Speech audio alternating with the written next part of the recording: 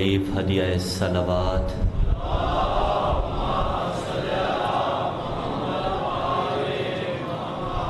عزاداری سید الشہداء کی سربلندی اور بقا کے واسطے پرخلوص ہدیہ صلوات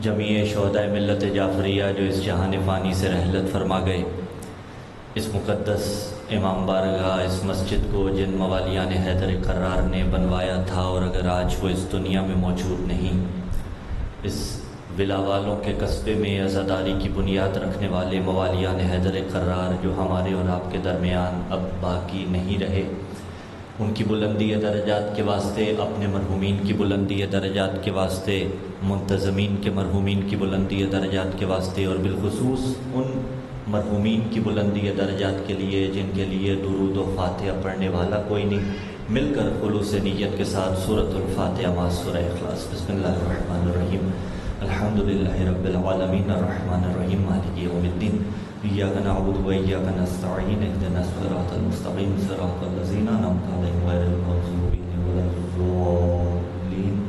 بسم اللہ الرحمن الرحیم، قل هو اللہ احد اللہ الصمد لم یلد ولم یولد ولم یکن له کفوا احد۔ بسم اللہ الرحمن الرحیم، قل هو اللہ احد اللہ الصمد لم یلد ولم یولد ولم یکن له کفوا احد۔ بسم اللہ الرحمن الرحیم، قل هو اللہ احد اللہ الصمد لم یلد ولم یولد ولم یکن له کفوا احد۔ كذلك الله ربنا اللهم وابعث ثوابها إلى أرواح الجميع المؤمنين والمؤمنات۔ اللهم ارزقنا زيارة الحسين عليه السلام في الدنيا وفي الآخرة شفاعة الحسين عليه السلام، واكتبنا مع الزوار الحسين عليه السلام، واجعلنا من الباقين في رضا الحسين عليه السلام، واحشرنا تحت اللواء الحسين عليه السلام، وادخلنا الجنة من باب الحسين عليه السلام۔ یا الہ العالمین، جتنے ہاتھ تیری بارگاہ رحمت میں اٹھے ہوئے ہیں، پروردگار عالم مجھے نہیں معلوم ان کے دلوں میں کون سی حاجات ہیں، لیکن تیری ذات علیم بذات صدور ہے۔ یہ اپنے غموں کو بھلا کے، پردےدار مائیں بہنیں بیٹیاں، یہ بزرگ عزادار ماتمی جوان اپنے غموں کو بھلا کے حسین کا غم منانے آئے ہیں۔ جب اس غم سے واپس لوٹیں تو میرے اللہ ان کے غم دور فرما دینا، جو مقروضین ہیں ان کے قرض ادا غیب سے ہو جائیں، جو صاحبان استعداد ہیں ان کے رزق میں اضافہ عطا فرما۔ یا الہ العالمین، قرۂ ارض پہ جہاں جہاں بھی ذکر شہ کربلا ہو رہا ہے، میری قوم کے علماء، واعظین، ذاکرین، نوحقان، منقبت خاں، ماتمی سالاروں، ماتمی عزادار، ہر بزرگ عزادار سے لے کر ہر ننھے عزادار تک، پروردگار عالم سب کی عزت، جان، ناموس، مال کی حفاظت فرما۔ ہر دعا کی ایک دعا میرے اللہ، ہمارے گھروں کا ماحول اتنا خوبصورت بن جائے کہ جب وقت کے امام ظہور فرمائیں تو کم از کم ایک رات مجھ نوکر کے گھر میں مہمان ٹھہر سکیں۔ یا الہ العالمین، اس برس 40 کی زیارت سے مشرف فرما۔ جلد دکھا وہ مقتل کہ جہاں 70 قدم پہ کھڑی بہن دیکھتی رہی، جلد دکھا وہ مقتل کہ جہاں علی اکبر نے زین چھوڑی، جلد دکھا وہ مقام جہاں عباس کے بازو قلم ہوئے، جلد دکھا وہ روزہ جہاں حسین ابن علی موجود ہے۔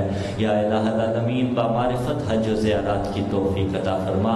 سہارا درود کر لیجیے اور دعاؤں کی قبولیت کے لیے ایک پرخلوص صلوات کی تلاوت فرما دے۔ اللہ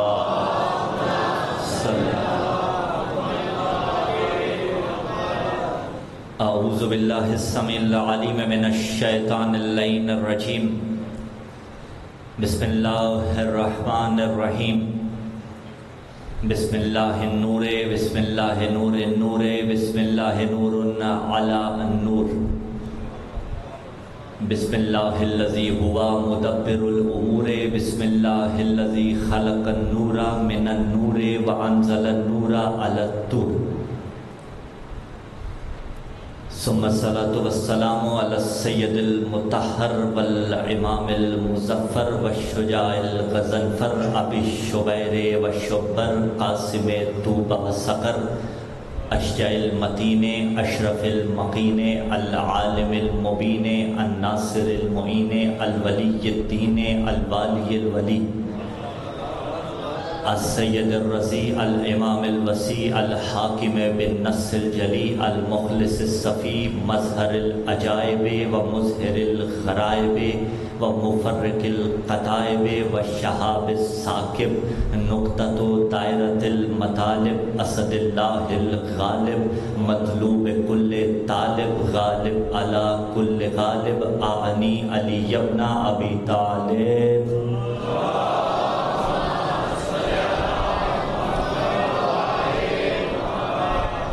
وعلى أهل بيت النبوة ومعدن الرسالة الذين أذهب الله عنهم الرجس وطهرهم تطهيرا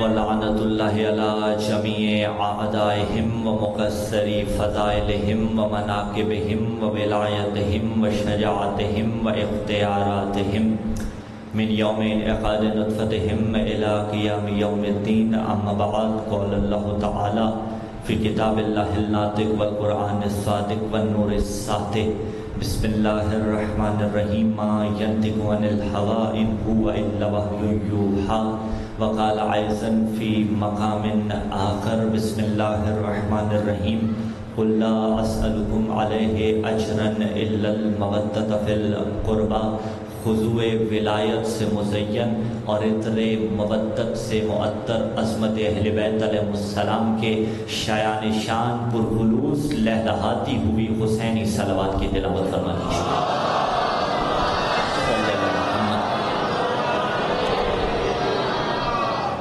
سامعین ذی وقار، موالیان حیدر کرار، محبان آل اطہار، عاشقان عباس علمدار تشریف فرما ہے۔ محرم 1444 ہجری کی ابتدا ہے اور سلسلہ گفتگو کی ابتدا سے پہلے پروردگار عالم کے حضور شکر کے کلمات ادا کرنا چاہتے ہیں۔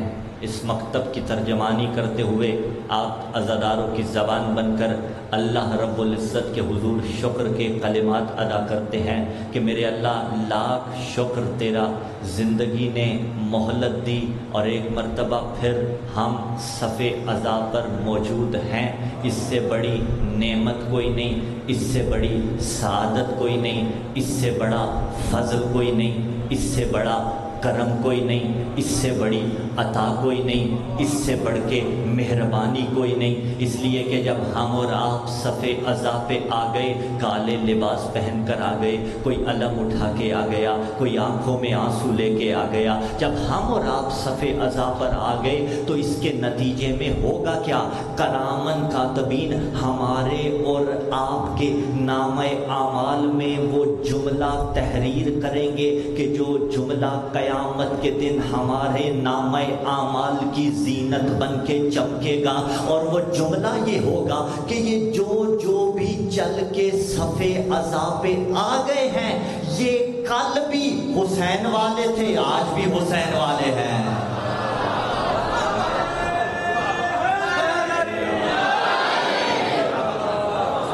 نہ ان کا کل آپ سلامت رہے، حسین کے قاتلوں سے کوئی تعلق تھا، نہ آج قاتلان حسین سے الحمدللہ کوئی تعلق ہے۔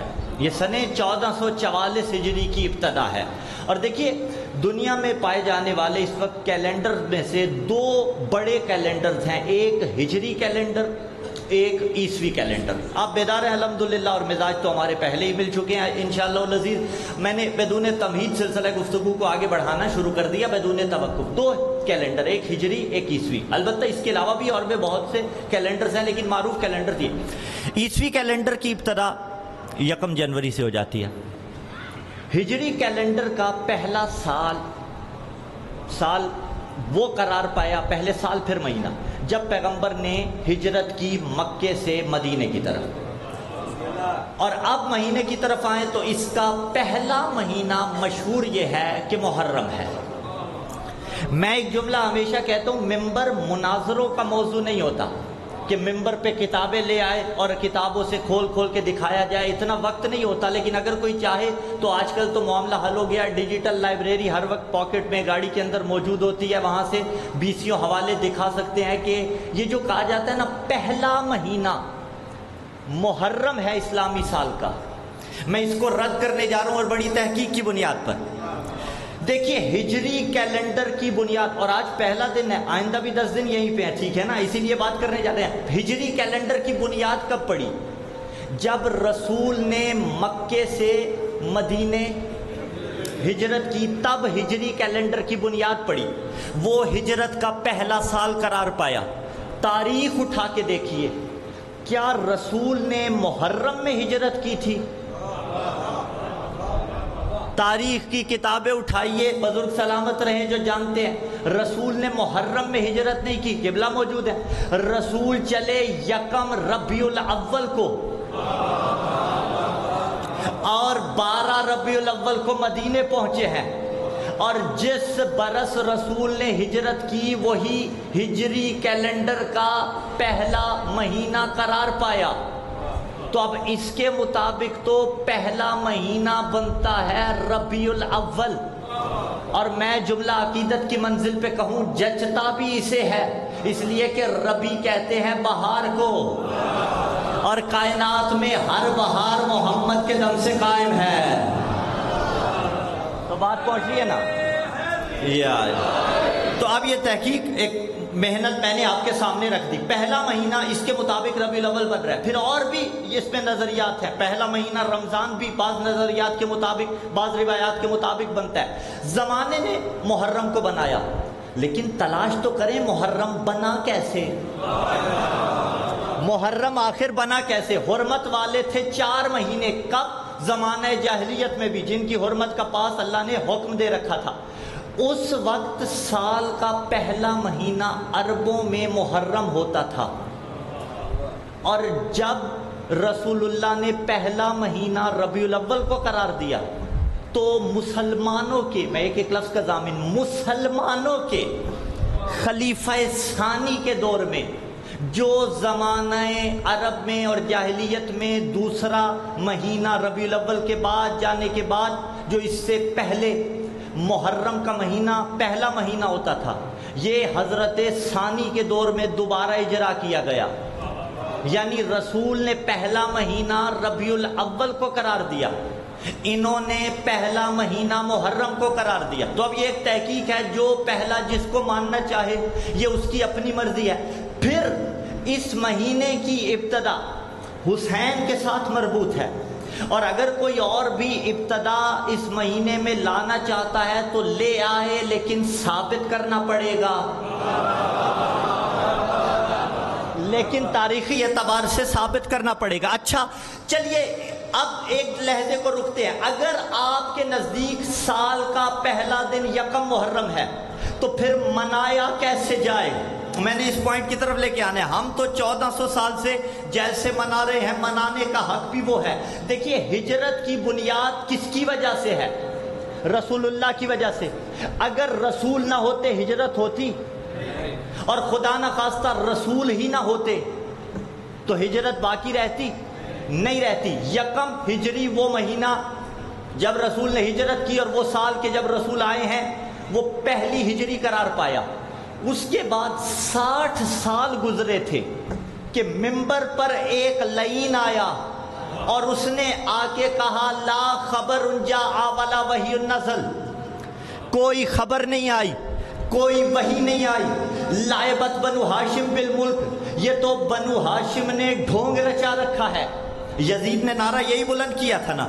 تو کیا خیال ہے اگر اس کا یہ نعرہ باقی رہ جاتا تو نہ رسول کی رسالت باقی رہتی، نہ آدم کی آدمیت باقی رہتی، نہ نوح کی نبوت باقی رہتی، نہ ابراہیم کا زہد باقی رہتا، نہ موسیٰ کی ہیبت باقی رہتی، نہ عیسیٰ کا کمال باقی رہتا. تو اب ہجری کیلنڈر محرم الحرام میں ابتدا کرنے والوں حق یہ بنتا ہے، ہجری کیلنڈر کی بنیاد رکھی رسول نے اور رسول کی رسالت کو بچایا حسین ابن علی نے. تو شیعہ ہے شیعہ رہ، تو سنی ہے سنی رہ، لیکن دستور میں دینے لگا ہوں ہجری کیلنڈر کا نیا سال منانے کا طریقہ طریقہ یہ ہے کیونکہ ہجری کیلنڈر کی بنیاد رسول نے رکھی تھی اور رسول بچایا ہے حسین ابن علی نے، تو پھر محرم کی ابتدا نئے سال کی مبارکبادیں دے کے نہ کر، بلکہ حق یہ بنتا ہے محرم کی ابتدا میں کربلا کا رخ کر اور کہ حسین تیرا شکریہ،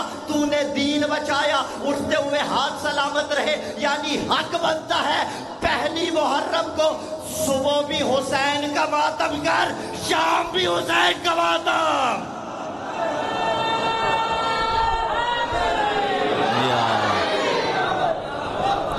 اگر محمد الرسول اللہ پڑھتا ہے تو حق بنتا ہے کہ غم حسین سے اس کی ابتدا کر، سلمکم اللہ جمیعا، ہاں، کہ حسین نے بچا کے دی ہے رسالت تجھے۔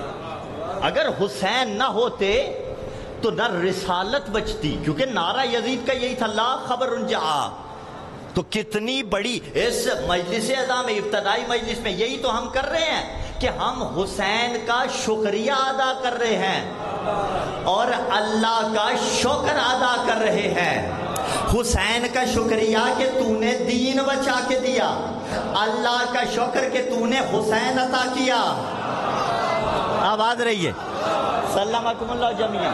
اور یہی تو زیارت عاشورہ میں آپ پڑھتے ہیں نا، الحمدللہ علی عظیم رضیتی، اللہم لک الحمد حمد شاکرین لک علی مصابہم، الحمدللہ علی عظیم رضیتی، میرے اللہ تیرا لاکھ شکر، تو نے مجھے حسین کی عزاداری دی، میں تیرا ویسا شکر بجا لاتا ہوں جیسا شکر بجا لانے والے بجا لاتے ہیں۔ تو جملے کو کھول دو، یعنی ہم کہتے ہیں میرے اللہ تیرا لاکھ شکر، تو نے مجھے حسین کا عزادار بنایا، میرے اللہ تیرا لاکھ شکر، تو نے مجھے وہ گود عطا کی کہ جو لوری میں حسین کا لوہا سنایا کرتی تھی، میرے اللہ تیرا لاکھ شکر، تو نے وہ بابا دیا جو انگلی پکڑ کے حلقہ ماتم میں لے کے آتا تھا، میرے اللہ تیرا لاکھ شکر، تو نے وہ ہاتھ عطا کیے جو عباس کا علم اٹھاتے ہیں، میرے اللہ تیرا لاکھ شکر، تو نے وہ سینہ عطا کیا کہ جو حسین کے نام پہ میں اپنا سینہ پیٹتا ہوں، میرے اللہ تیرا لاکھ شکر، تو نے وہ آنکھیں عطا کی جو حسین کے غم میں روتی ہیں، میرے اللہ تیرا لاکھ شکر،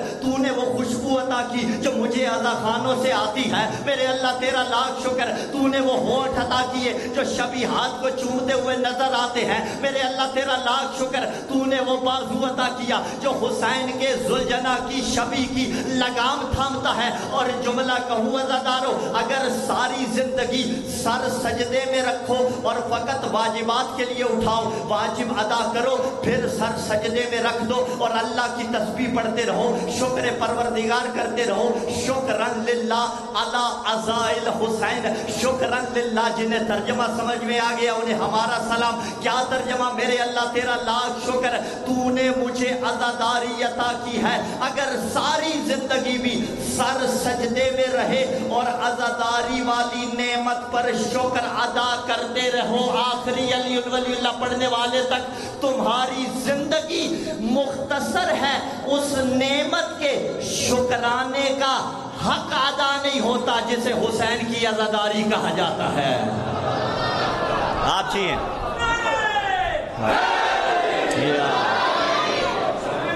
زندہ باد، زندہ باد۔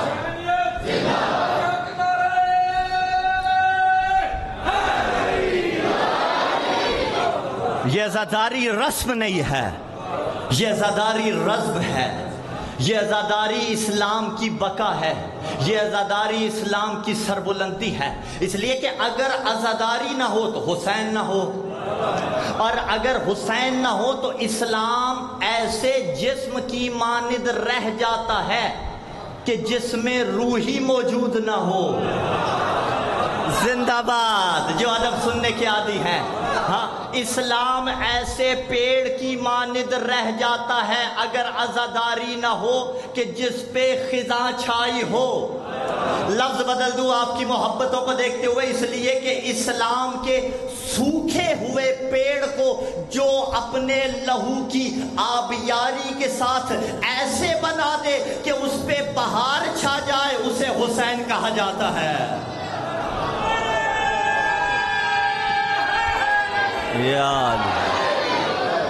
جس نے اپنے لہو کی خیرات سے، یہ عزاداری جو نسل در نسل ہم تک منتقل ہوئی، اور آپ میرے مزاج تکلم سے بخوبی آشنا ہے. بزرگوں کے لیے نہیں، جوانوں کے لیے عزاداری کے حوالے سے ایک دو پیغامات اور پھر سلسلہ گفتگو آگے متصل کرتا چلا جاؤں گا.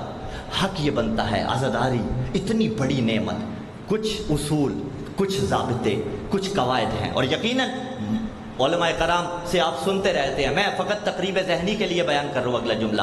حق یہ ہے عزاداری میں آنے کا. 2-3 حق بیان کروں گا، پھر گفتگو آگے بڑھا دوں گا. پہلا حق یہ ہے کہ عزاداری میں ذاتیات نہیں ہوں.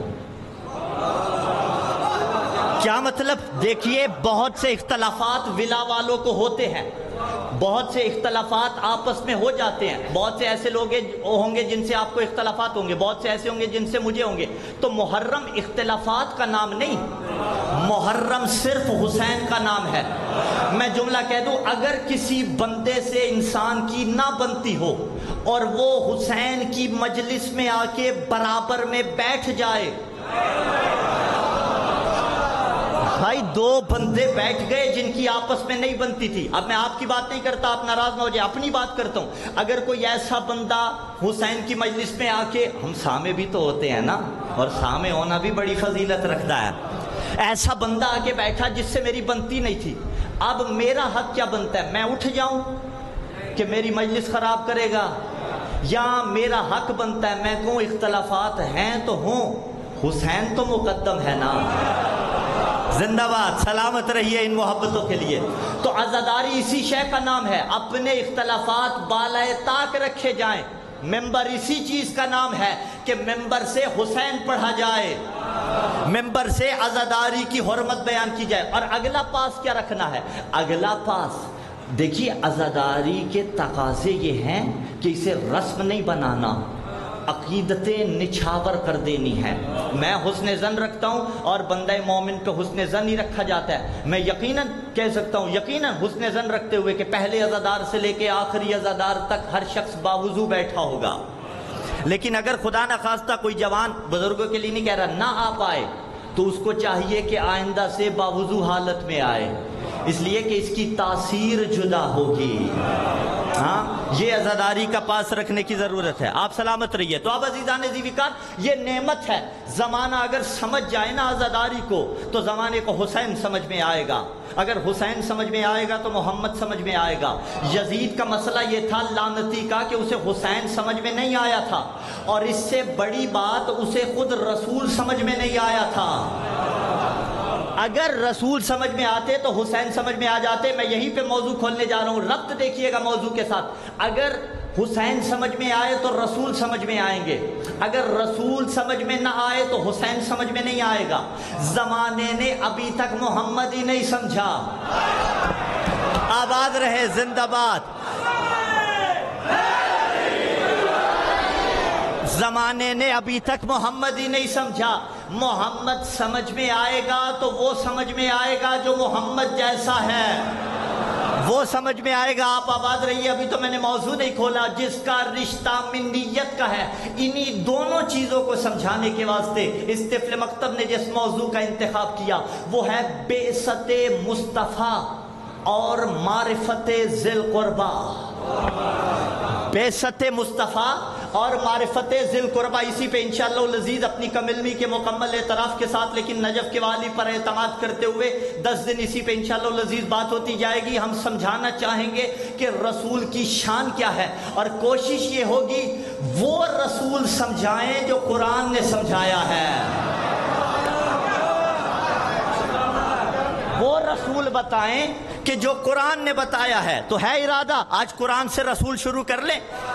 پہلا رسول کا معیار جو قرآن نے دیا، بہت سے معیارات دیے، ایک آیت پڑھ کے گفتگو آگے بڑھاتا ہوں. سورہ نحل ایڈریس 89 ہے. بسم اللہ الرحمن الرحیم. وَنَزَّلْنَا عَلَيْكَ الْكِتَابَ تِبْيَانًا لِكُلِّ شَيْءٍ وَهُدًى وَرَحْمَةً وَبُشْرَىٰ لِلْمُسْلِمِينَ. قرآن نے کہا ہم نے اس کتاب کو نازل کیا. اچھا، یہ 2+2 4 کے جیسا سمپل ہے. اللہ نے کہا وَنَزَّلْنَا، ہم نے نازل کیا. اِنَّا أَعْطَيْنَاكَ الْكَوْثَرَ، ہم نے کوثر عطا کی. یہ کیا ماجرا ہے؟ ہاں عزیزان ذی وقار، دیکھیے جب خدا جمع کا صیغہ استعمال کرتا ہے یا جمع کی ضمیر استعمال کرتا ہے، اس کو سمجھنے کے لیے اہل زبان کا سہارا لے لیں. اردو سپیکنگ اگر کوئی بیٹھا ہو تو ان سے خصوصی داد چاہوں گا. لکھنؤ کے ادب میں آج بھی بندہ ایک ہوتا ہے وہ کہتا ہے ہم نے یہ کام کیا تھا، ہم نے شعر کہا تھا، ہم نے مصرع پڑھا تھا، تعظیم کے طور پر۔ اکثر علماء واعظین خطبہ بھی منبر پہ یہ کہتے ہیں کل جہاں ہماری گفتگو رکی تھی، یا میں کہہ دوں کہ ہم انشاءاللہ 10 دن خطاب کی سعادت حاصل کرتے رہیں گے، میں تو اکیلا ہوں، اگرچہ آغا صاحب بھی ساتھ ہے، ٹھیک ہے، جب ملا کے کہوں تو اور بات، لیکن میں ہوں تو اکیلا، میں صرف اپنے لیے کہوں، یعنی جسے اردو میں کہتے ہیں، صرف میں کے لیے ہم کہوں، یہ تعظیم کے لیے استعمال ہوتا ہے۔ اس نے جو کہا نا ہم نے کوثر عطا کی، اس کا مطلب یہ ہے کسی اور نے عطا نہیں کی، صرف میں نے عطا کی۔ اور جو کہا نا ہم نے قرآن اتارا، اس کا مطلب یہ ہے کہ کسی اور نے نہیں اتارا، صرف میں نے اتارا۔ اس کا مطلب یہ ہے کوئی اور قرآن اتارنے میں اس کے ساتھ شریک نہیں ہے، وہ تنہا ہے جس نے قرآن اتارا۔ لیکن کچھ ہستیاں ایسی ہیں جنہوں نے قرآن اتارا تو نہیں ہے، پر وہ قرآن جیسی ہیں، قرآن ان جیسا ہے۔ آباد رہے، اتار وہ رہا ہے، لیکن کچھ ایسے ہیں جو قرآن جیسے، قرآن ان کے جیسا، یا لفظ بدل دوں جن کا قصیدہ ہے قرآن، جن کی صداخانی قرآن کر رہا ہے۔ تو اب عزیزان ذوالفقار اسے کہا وَنَزَّلْنَا عَلَيْكَ الْكِتَابَ، ہم نے قرآن کو اتارا۔ قرآن کی 4 صفات اس نے بیان کی۔ تبیان لکل شے، اس قرآن میں ہر شے کا کھلا بیان ہے۔ وہدن، قرآن ہدایت ہے۔ والرحمہ، اور قرآن رحمت ہے۔ وبشرا للمسلمین، اور مسلمانوں کے لیے ہے بشارت۔ 4 صفات قرآن کی ہو گئی یا نہیں ہوگی؟ 2 طرح کے استفہام ہوتے ہیں۔ استفہام یقیناً جانتے ہوں گے، تقریب ذہنی کے لیے بچوں کے لیے کہوں، بیٹے سوال جو ہوتا ہے اسے کہتے ہیں استفہام۔ ایک استفہام حقیقی ہوتا ہے، ایک ہوتا ہے استفہام مجازی۔ بات پہنچ رہی ہے یا نہیں پہنچ رہی؟ استفہام حقیقی جو بندے کو پتہ نہ ہو، استفہام مجازی مثلا میں آپ سے پوچھوں بھائی ڈگورا کس ضلع میں آتا ہے، مجھے نہیں پتا کس ضلع میں آتا ہے، پتہ ہے نا بھائی فیصل آباد کے اندر آتا ہے، لیکن پوچھ کیوں رہا ہوں؟ کوئی بھی مصلحت ہو سکتی ہے۔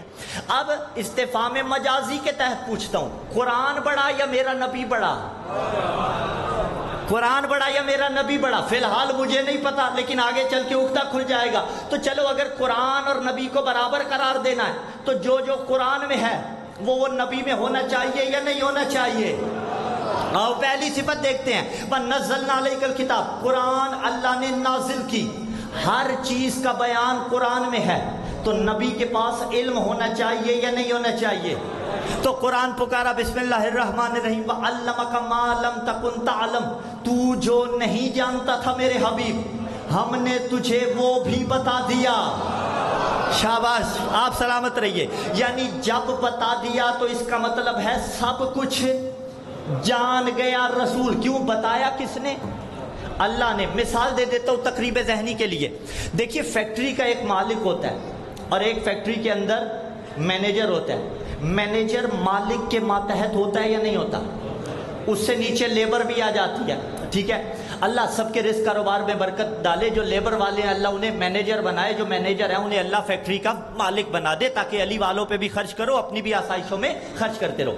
لیکن میں مثال دے رہا ہوں، مالک مینیجر کو لے آیا، لیبر پہ نگران قرار دیا۔ اور میں ایک جملہ کہوں، جب اللہ کوئی عہدے دے نا مسلط نہیں ہوتے۔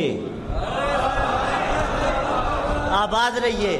جب اللہ کو عہدے دینا، کھیتوں میں تمہارے نیچے 10-12 ورکر ہوں جو کام کرتے ہوں، تم نے زمین دی ہو، اجارے کے اوپر دی ہو یا ٹھیکے پہ دی ہو، تو ان پہ مسلط نہیں ہوتے، ایسا برتاؤ کرتے ہیں کہ جیسے علی میسم تمار کی دکان پہ جا کے کھجورے بیچا کرتے تھے۔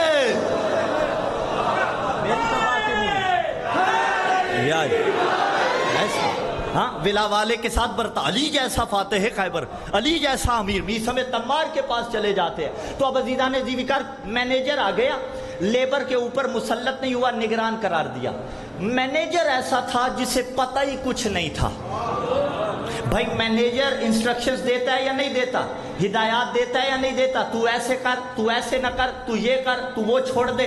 اسے پتہ ہی کچھ نہیں تھا، جو کہہ رہا تھا الٹا کہہ رہا تھا۔ لیبر ساری ہنسنے لگی، یہ کسے پکڑ کے لے آیا؟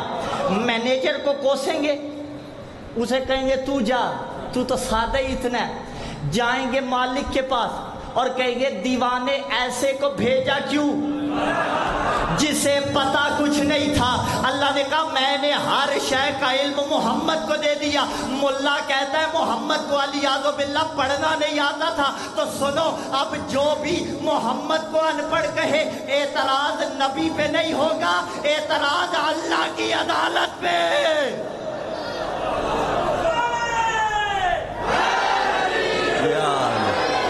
آواز رہی ہے ہاں، وَعَلَّمَكَ مَا لَمْ تَكُنْ تَعْلَمُ، ہم نے ہر شے کا علم اپنے حبیب کو دے دیا۔ تِبْيَانًا لِكُلِّ شَيْءٍ وَهُدًى، قرآن ہدایت ہے۔ اب جب قرآن ہدایت ہے تو ہم برابر کر رہے ہیں نا، دونوں کو برابری کرنا چاہتے ہیں نا، دونوں کی ویلیو برابر لے کے آنا چاہتے ہیں، اور بعید نہیں ایک بڑھ جائے۔ میں گفتگو کے حسن کو باقی رکھ رہا ہوں، ہاں بعید نہیں ایک بڑھ جائے۔ قرآن ہدایت ہے۔ میرے نبی کے متعلق سورہ شورى میں ارشاد فرما رہا ہے، بسم اللہ الرحمن الرحیم، وَإِنَّكَ لَتَهْدِي إِلَىٰ صِرَاطٍ مُسْتَقِيمٍ، اے میرے حبیب آپ صراط مستقیم کی طرف ہدایت کرنے والے ہیں۔ معذرت کے ساتھ میرے والا پنکھا بند کر دیں، یہ والا صرف، باقی سارے چلتے رہنے دیجئے، ٹھیک ہے؟ اس لیے کہ پنکھا بند ہوگا تو 10 دن سنا پاؤں گا۔ صلوات پڑھے محمد والے محمد کی ذات پہ۔ اب آ رہی ہے توجہ ہے آپ کی، ٹھیک ہے؟ وہ آواز کو پہنچانے میں مسئلہ ہوتا ہے، ٹھیک ہے؟ پسینہ آتا ہے تو گرم سرد ہو جاتا ہے۔ آپ عزیزان نے کہا قرآن ہدایت ہے۔ میرا نبی اِنَّكَ لَتَهْدِي إِلَىٰ صِرَاطٍ مُسْتَقِيمٍ، میرا نبی صراط مستقیم کی طرف ہدایت کر رہا ہے۔ مثال تقریب ذہنی کے لیے ہوتی ہے کیونکہ چھوٹے چھوٹے بچے بھی بیٹھے ہوئے ہوتے ہیں نا۔ دیکھیے اس نے کہا کہ صراط مستقیم کی طرف ہدایت کر رہا ہے۔ کب ہدایت کرتا ہے؟ کب صراط مستقیم کی طرف ہدایت کرتا ہے؟ دو چیزیں ہوتی ہیں، میں اور آسان کر دوں۔ اگر میں کہوں کہ میں ڈگورا میں یا ڈبورا جو بھی ہے، بہرحال ڈگورا میں عشرہ محرم الحرام پڑھ رہا ہوں، اور اگر کہوں کہ صرف ڈگورا میں پڑھ رہا ہوں تو اس کا مطلب یہ ہے کہ صرف ڈگورا میں پڑھ رہا ہوں۔ اور اگر میں کہوں کہ میں فیصل آباد اور ٹوبہ کے مختلف علاقوں میں محرم پڑھ رہا ہوں، اس کا یہ مطلب ہے یہاں بھی پڑھ رہا ہوں، باقی بھی جو جگہات ہیں وہاں بھی پڑھ رہا ہوں، جتنی میری استطاعت ہے، جتنا میں پڑھ سکتا ہوں وہاں بھی پڑھ رہا ہوں۔ اگر کہا کہ صرف یہاں پڑھ رہا ہوں تو اس کا مطلب یہ ہے کہ اس کے ساتھ خاص ہو جائے گا۔ بھائی اللہ انہیں سلامت رکھے، اور مثال آسان دے دیتا ہوں۔ آپ کے صاحب محراب ہیں، ہاں ٹھیک ہے، پیش نماز ہے قبلہ آپ کے، خدا ان کی زندگی دراز فرمائے۔ یہ فقط یہی پیش نماز ہے نا؟ مجلس مختلف علاقوں میں پڑھتے ہیں نہیں پڑھتے؟ کبھی وہاں جا کے پڑھ لی، کبھی وہاں پڑھی، پیش نمازی یہی کر رہے ہیں۔ اس کا مطلب یہ ہے یہاں کے پیش نماز ہیں، کہیں اور کے نہیں ہیں۔ اور اگر آپ کہیں کہ خطیب ہیں، عالم بھی ہیں، ممبر پہ آنے والے ہیں، اس کا مطلب ہے یہاں کے بھی ہیں، کہیں اور کے بھی ہیں۔ اس نے کہا صراط مستقیم کی طرف ہدایت کرتا ہے۔ کب کرتا ہے؟ کوئی خاص مورد ہوتا تو کہہ دیتا تب کرتا ہے، لیکن جب اس نے بیان نہیں کیا تو اس کا مطلب یہ ہے زندگی میں ہر لحظہ صراط مستقیم کی طرف ہدایت کرتا ہے۔ اگر کسی کو پاس بلائے گا تو صراط مستقیم کی طرف ہدایت کر رہا ہوگا، اگر کسی کو محفل سے اٹھائے گا تو صراط مستقیم کی طرف ہدایت کر رہا ہوگا، اگر کسی کو چادر کے نیچے بلائے گا تو صراط مستقیم کی طرف ہدایت کر رہا ہوگا، اور اگر کسی کو غدیر میں مولا بنائے گا تو صراط مستقیم کی طرف ہدایت۔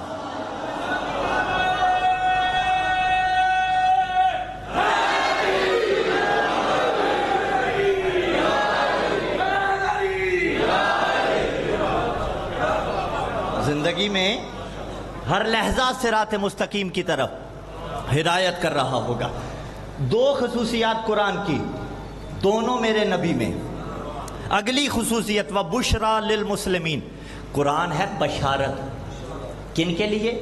مسلمین کے لیے، بشارت، خوشخبری دینے والا۔ اور سورہ احزاب میں پکارا بسم اللہ الرحمن الرحیم، یا ایھا النبی انا ارسلناک شاہدا ومبشرا ونذیرا، اے میرے حبیب ہم نے آپ کو شاہد بنا کے بھیجا، ومبشرا، صلوات پڑھیے، اذان کی صدا ہے۔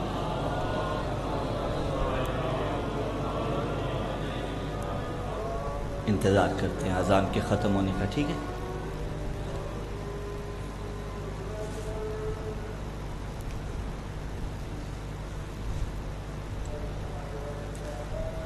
وحدہ لا شریک لہ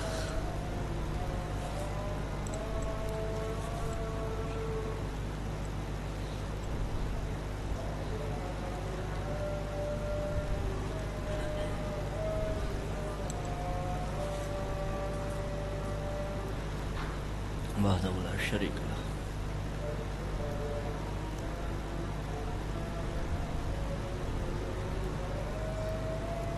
صلی اللہ علیہ وسلم۔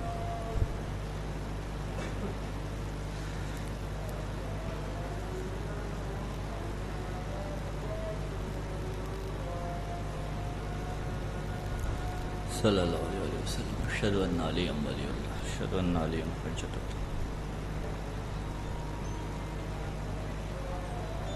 حی علی الصلاۃ حی علی الصلاۃ۔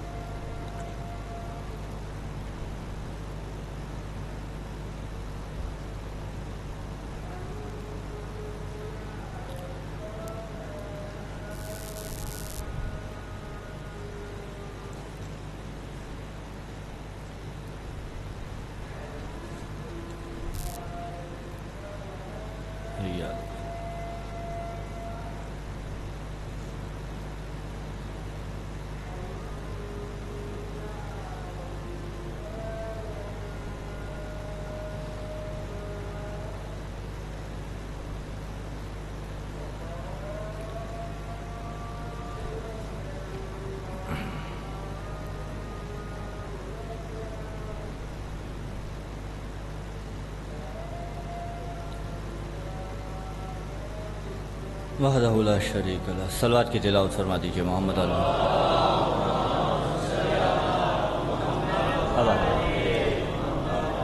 چونکہ روزانہ ہمارا وقت ہی ہے جو عصر کا ہے، برادران کی اذان روزانہ بیچ میں آیا کرے گی، تو انشاءاللہ روزانہ ہم احترام اذان میں رک کے زمانے کو بتایا کریں گے کہ جس نے اذان کا احترام سکھایا اسے حسین کہا جاتا ہے۔ اور بالفرض مجھے اذان کی آواز اگر نہ بھی آ پائے تو مجمع سے بھی ہر سامع کو حق ہے کہ وہ اشارہ کر دے، میں وہیں پہ رک جاؤں گا، کیونکہ بعض اوقات ساؤنڈ سسٹم کی وجہ سے آواز نہیں آتی۔ تو توجہ ہے آپ کی دو صفتیں قرآن کی جو میرے نبی کے اندر آ گئی، دو باقی ہیں۔ تبیانہ لکل شے، ہر شے کا کھلا بیان، اور ہر شے کو بیان کرنے والا میرا نبی۔ وہدن، قرآن ہدایت ہے اور میرا نبی صراط مستقیم کی طرف ہدایت کرنے والا ہے۔ وبشریٰ للمسلمین، قرآن بشارت ہے اور میرے نبی کے لیے کہا یا ایھا النبی انا ارسلناک شاہدا ومبشرا ونذیرا وداعیا الی ربی باذنہ، ٹھیک ہے، وسراجا منیرا۔ اب قرآن نے کہا کہ میرا نبی بشیر بھی ہے۔ تینوں صفتیں جو قرآن کی ہیں وہ میرے نبی میں آ گئیں۔ چوتھی صفت والرحمہ، قرآن رحمت ہے۔ اب میرے نبی کو بھی رحمت ہونا چاہیے یا نہیں ہونا چاہیے؟ اور کیسی رحمت ہے؟ تو سورہ انبیاء میں پکارا وما ارسلناک الا رحمتا للعالمین۔ آیت آپ نے پڑھ دی، معاملہ میں حل کروں۔ عالمین کے لیے رحمت ہے، مسلمانوں کے لیے رحمت۔ سوال یہ ہے کافروں کے لیے رحمت ہے یا نہیں ہے؟ جب عالمین کے لیے رحمت ہے تو کافروں کے لیے رحمت ہے یا نہیں ہے؟ نبی سے بڑھ کے اللہ ارحم الراحمین ہے، وہ عالمین پر اس کی رحمت رسول کی خداوند متعال نے قرار دی۔ اللہ ارحم الراحمین ہے یا نہیں ہے؟ کافروں پر کیوں نہیں ہے؟ اگر ہے تو پھر جہنم میں پھینکے گا کیوں؟ اگر ہے تو جہنم میں پھینکے گا کیوں؟ اگر نبی کی رحمت ان کے اوپر ہے کافروں پر بھی تو یہ جہنم میں جائیں گے کیوں؟ اس کا جواب دیا کروں۔ دیکھیے، نبی رحمت للعالمین ہے، اللہ ارحم الراحمین ہے، اس کے رحمت للعالمین ہونے میں کوئی شک نہیں، کوئی شائبہ نہیں۔ کافر کے لیے بھی رحمت تب بنے گا جب وہ اپنے کفر کو دور کر لے۔ اور کافر کا کفر کون دور کرے گا؟ کوئی باہر سے آ کے کرے گا؟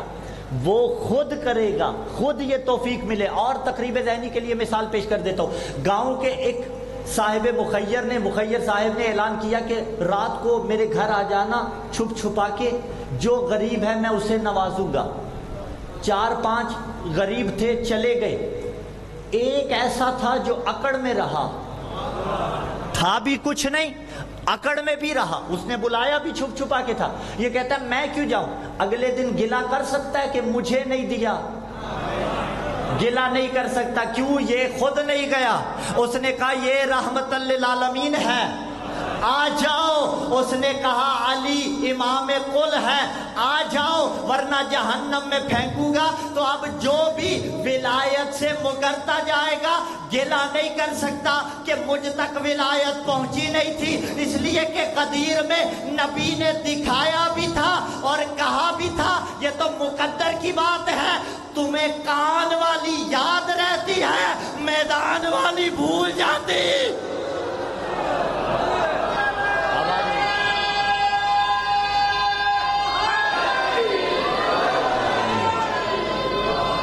شاباش بیٹے، جی شاباش، ماں باپ کو نصیب ہو شہدا.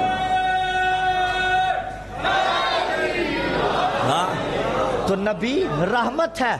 کافر اپنا کفر دور کرے اور رحمت للعالمین بن جائے. تو جو نبی کی کردار کی عکاسی کر رہے تھے وہ بھی ایسے ہوں گے یا نہیں ہوں گے؟ جملہ اگلی ملاقات نہیں، اگلے سال تک دعائیں دیتے رہیے گا. جملہ وزنی اعداد بے شک نہ دیجیے گا، لیکن دعائیں میں نے آپ سے سمیٹنی ہے. رسول کی رحمت اس کے لیے ہوگی جو اپنا کفر دور کرے گا. جو کفر دور کرے وہ رسول کی رحمت کے سائے میں آ جائے گا. اب پتہ چلا حسین کے خیام میں رحمت تھی، سامنے لعنت تھی. جو وہاں رہے وہ لعنت اللہ رہے. اور ادھر آیا علیہ السلام بنا.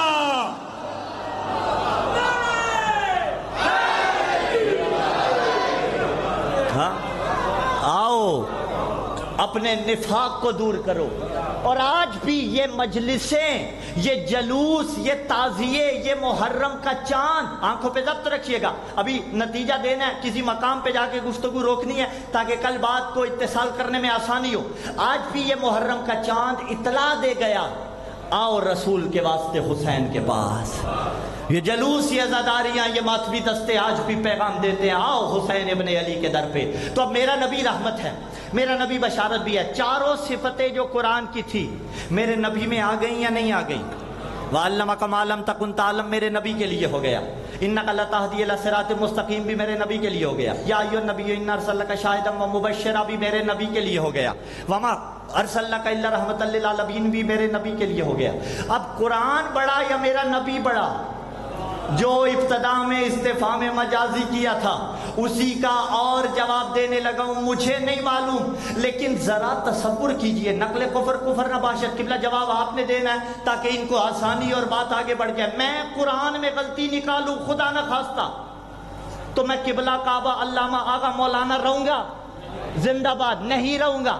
میں مسلمان رہوں گا؟ نہیں رہوں گا. میں کافر ہو جاؤں گا.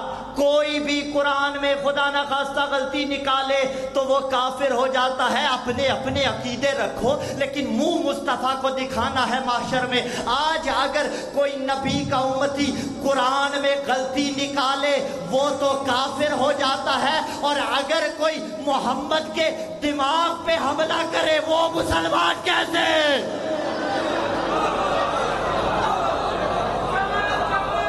مل کے زندہ باد، مل کے حیدری. اس لیے میں قرآن میں غلطی نکالوں تو کافر ہو جاؤں، وہ محمد میں غلطیاں نکالتا پھرے. یہ انصاف تو نہیں ہوا. اس لیے کہ قرآن علم الہی ہے. علم الہی جب لفظوں میں ڈھلا قرآن کہلایا، جب پیکر میں ڈھلا محمد کہلایا. اور صرف ایک مجسم قرآن نہیں، یہ 14 کے 14 بولتے قرآن ہیں. اور جملہ اپنی کتابوں سے نہیں دکھانا. صاحب ینابی المودہ شیخ سلیمان حنفی قندوزی علیہ رحمہ نے بھی اس جملے کو لکھا کہ جب صفین کے موقع پر حکمیت کے لیے قرآن نیزوں پہ بلند کیا گیا تھا تو علی نے ایک جملہ ارشاد فرمایا تھا. تیرے میرے بادشاہ مولا علی نے فرمایا تھا انا القرآن الناطق، وہ تو خاموش کتاب ہے، میں بولتا قرآن ہوں.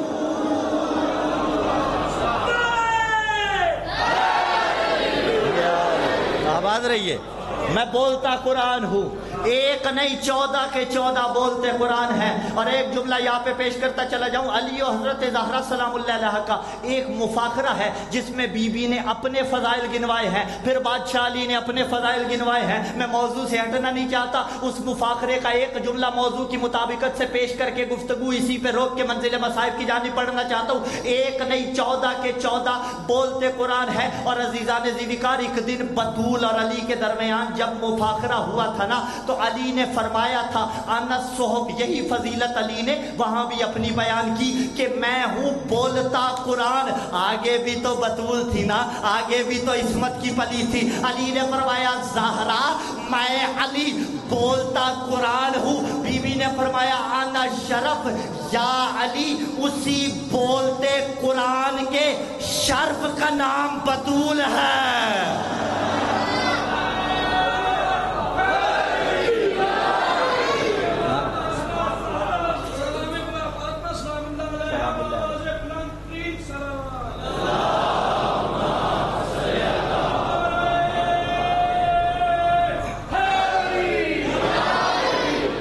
یا علی میں اسی قرآن کا شرف ہوں جو اسی قرآن کا شرف تھا۔ نانے کی امت نے اسی کے گواہ جھٹلا دیے ہیں، بابا کی امت نے حجرکم الزہرا اسی کی تحریر رد کر دے۔ عزادارو بزرگ علماء کی اللہ درجات بلند کرے، یہ روش رہی تھی، میں بھی اسی روش پہ عمل کرتا ہوں کہ چاند رات کی مجلس ہو یا یکم محرم، جو پہلی مجلس ہوتی ہے محرم کی، اس کی پہلی مجلس میں میں روانگی نہیں پڑھتا، روانگی میں 2 محرم کو پڑھتا ہوں۔ بزرگ علماء بھی ایسا کرتے تھے، پہلی محرم کو وہ مصیبت پڑھتا ہوں جو نہ آتی تو کربلا بپا ہی نہ ہوتی۔ اجرکم اللہ، جس کو حق مل گیا ہوتا، یا لفظ بدل دوں، آپ کی آوازیں بلند ہو رہی ہیں نا، پہلی محرم کو وہ مصیبت پڑھی جاتی ہے کہ اگر وہ نہ آتی، پہلی محرم کو وہ دربار پڑھا جاتا ہے کہ جس دربار میں اگر بطول نہ جاتی، زینب کو شرابی کے دربار آ جانا پڑتا ہے۔ اجرکم اللہ، اجرکم اللہ۔ ہاں عزادارو، بطول کی مصیبت پڑی جائے، اسی لیے روایت نے کہا البکاؤن خمسہ، بہت زیادہ رونے والی 5 ہستیاں ہیں بلا تشبیہ۔ پہلے میرے اور آپ کے بابا آدم، جن کی ہم اولاد ہیں، اتنا روئے آدم کہ گڑے پڑ گئے رخساروں میں۔ تصور کرتے آئیے گا کتنا روئے، گڑے پڑ گئے رخساروں میں۔ دوسرا رونے والا یعقوب نبی، یوسف کی جدائی میں اتنا رویا کہ بینائی جاتی رہی۔ میں کہوں گا بیٹے کی جدائی میں رونا اور ہے، جوان بیٹے کا لاشا اٹھانا اور۔ اجرکم اللہ، اجرکم اللہ۔ مصائب کے ایام اطمینان سے سنتے آئیے گا عزادارو۔ تیسرے رونے والے یوسف نبی، کہ زندان والے کہتے تھے یوسف کم رویا کر، ہمیں تیرے رونے سے تکلیف بڑی ہوتی ہے۔ چوتھا جو ہستی روئی ہے وہ مرد نہیں ہے، اور میں چوتھی ہستی کو بعد میں بیان کرتا ہوں، پہلے 5ویں سن لو کہ 5ویں رونے والی ہستی جو ہے وہ 5ویں ہے اور چوتھا مرد ہے۔ تیرا میرا غریب امام، غیور امام سجاد، جو کوئی 40 برس روتا رہا، پانی سامنے آتا رو پڑتا۔ اجرکم اللہ، محرم میں جب پانی پیو، سارا سال جب بھی پیو، حسین کے قاتلوں پہ لعنت کیا کرو۔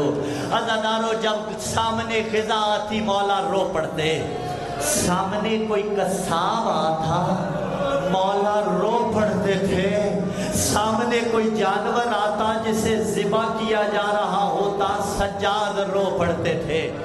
اجرکم اللہ۔ عزادارو جواب دو، یہ چاروں رونے والے مرد تھے، ایک رونے والی مستور اکیلی ہے، لیکن یہ مرد کئی سال روتے رہے ہیں۔ آدم کئی سال روئے ہیں، یعقوب و یوسف کئی سال روئے، چوتھے مولا سجاد علیہ السلام کئی سال روئے، لیکن بی بی سیدہ کئی سال نہیں روئی۔ بابا کے جانے کے بعد 75 دن یا 95 دن بابا کو روئی ہے، اور رو رو کے کہتی تھی بابا صبت علیہ مصائب لو انہا صبت علی الایام سرنا لیا لیا۔ بابا تیرے بعد زہرا پہ اتنی مصیبتیں آئیں، بابا اگر دنوں پہ آتی سیاہ راتوں میں تبدیل ہو جاتے دن۔ عزاداروں کھولوں جملہ، کیسے دن سیاہ راتوں میں تبدیل ہو جاتے؟ میں نے مولا علی کا ایک فرمان پڑھا، اسی فرمان کو ادھر جوڑتا ہوں۔ تیرے میرے پہلے مولا فرماتے ہیں غم آدھا بڑھاپا ہے، اگر کسی کو غم لائق ہو جائے وہ جوانی میں ضعیف ہو جاتا ہے۔ اب پتہ چلا جوان تھی، 18 سال عمر تھی، لیکن بلا تشبیہ دیواروں کے سہارے ماتم، دیواروں کے سہارے بطول چلا کرتی تھی، اور ماتھے پہ پٹی بندھی رہتی تھی۔ امت نے اتنے ستم ڈھائے، اجرکم اللہ اجرکم اللہ، دیتے آنا پرسا، کرتے آنا تیاری۔ عزادارو اللہ آپ کا گریہ قبول فرمائے۔ بابا اتنی مصیبتیں آئیں، بابا اگر راتوں پہ آ جاتی نا، بابا دن سیاہ راتوں میں تبدیل ہو جاتے۔ بتاؤں دن کیا تھے، راتیں کیا تھی؟ جب رسول آ کے دروازے پہ آیہ تطہیر پڑھتے تھے تب دن تھا، جب بغیرتوں نے آگ لگا دی تب رات آ گئی۔ اجرکم اللہ۔ جب تک محسن سے باتیں کیا کرتی تھی تب دن تھا، جب محسن نہ رہے تب رات آ گئی۔ اجرکم اللہ اجرکم اللہ۔ عزادارو پس وہ دروازہ جو قصر تطہیر کی قندیلوں سے روشن تھا، جہاں آیہ تطہیر چراغاں کیے ہوئے تھی، اس دروازے کو انہوں نے روشن کیا، لیکن اب کی روشنی میں فرق آ گیا۔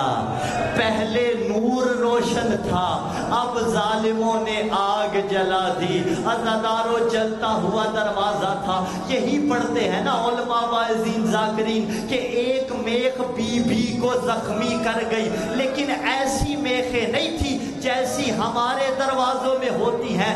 اگر کوئی حاجی بیٹھا ہوا ہے یا وہ زائر بیٹھا ہوا ہے جو شام یا نجف کربلا میں کہیں گیا ہو، اگر تم نے عربوں کے آثار قدیمہ دیکھے ہو نا، وہ لکڑی کا دروازہ بناتے ہیں، اس کے اندر پرانی طرز کی میخیں رکھتی ہیں، اور وہ میخ اتنی چھوٹی نہیں ہوتی جیسی تیرے دروازے کی میخ ہوتی ہے۔ کوئی 12 سے 20 میخیں یہ بنے تو اکیلی ایک وہ میخ بنتی ہے۔ اب سوچو ایک میخ نے لوہے کی گرم ہو کے سورہ کوثر کو زخمی کیا۔ عزادارو بلا تشبیہ، اب معاف کیجئے گا دل دکھے تو، ادھر دیوار تھی ادھر دروازہ تھا، نہ روتے شیعہ بات تمام ہو جاتی۔ اس لعین نے دروازے کو ہاتھ سے دھکا نہیں دیا، اپنی نجس ٹانگ دروازے کو ماری، اور جلتا ہوا دروازہ بطول پہ آیا، اوپر سے ظالم گزر۔ اجرکم اللہ اجرکم اللہ۔ اللہ آپ کا گریہ ازاری قبول فرمائے۔ عزادارو جلتا ہوا دروازہ، ظالم گھر میں داخل ہوئے۔ دیکھنا میری طرف بات بھی عزادارو بلا تشبیہ، یہ کہتا ہے قریب تھا میرا دل نرم ہو جاتا، میں واپس آ جاتا، لیکن جو علی نے بدر و احد میں مارے تھے نا، مجھے وہی یاد آ گئے، میں نے اجر رسالت دیا۔ عزادارو روایت کی لفظیں یہ نہیں ہیں کہ اجر رسالت دیا، روایت سخت ہے، میں اشارہ پہلے کروں گا۔ وہ اجر رسالت کیا تھا؟ یہ کہتا ہے میں واپس آنے لگا، مجھے یاد آیا علی نے بدر و احد میں مارے تھے، میں نے سیدہ کو اجر رسالت دیا۔ بے غیرت نے بی بی کو تماچا مارا اور زمین پہ گری۔ عزادارو جملہ کہوں، اگر بطول کو تماچا نہ لگتا اور سکینہ کو تماچے۔ اجرکم اللہ، اجرکم اللہ۔ پسنداروں پڑھنے والوں کے دل میں بھی کوئی پتھر کا دل نہیں ہوتا، لیکن تیرے گریے کو دیکھتے ہوئے ایک منزل اور بڑھاتا ہوں۔ عزاداروں علی کے گلے میں رسی ڈالی گئی، علی کو لے کے گئے ہیں دربار کی طرف۔ بی بی علی کے پیچھے چلی ہے، میرا تشبیہ دیکھنا۔ بی بی نے علی کی آبا کو اپنے بازو سے لپیٹا، ان ظالموں نے بی بی کے ہاتھ پہ تازیانے مارنا شروع کیے۔ کہوں جملہ، اگر بطول کو تازیانے نہ لگتے اور سجاد کو ماتم کرتا ماتم، ایک منزل بڑھاؤں گا، بس آخری منزل عزاداروں اور پھر ماتم حسین۔ عزاداروں بی بی دربار میں آئی ہے اور آگے کہا علی کو چھوڑ دو ورنہ میں بد دعا کروں گی۔ عزاداروں ابھی بد دعا نہ کی تھی، مسجد نبوی کی دیواریں بلند ہونا شروع ہوئی، اتنی بلند ہوئی کہ گھوڑا سوار نیچے سے گزر سکتے تھے۔ میں کہوں گا بی بی علی کے گلے میں رسی دیکھی اور بد دعا نہیں کی تو ایک مرتبہ علی کو چھوڑ دیا گیا۔ اے کاش شام کے دربار میں آتی اور سکینہ کے گلے میں رسی تھی۔ سجاد الا لعنت اللہ علی القوم الظالمین وسيعلم الذين ظلموا أيام منقلب ينقلبون۔ ماتم حسین۔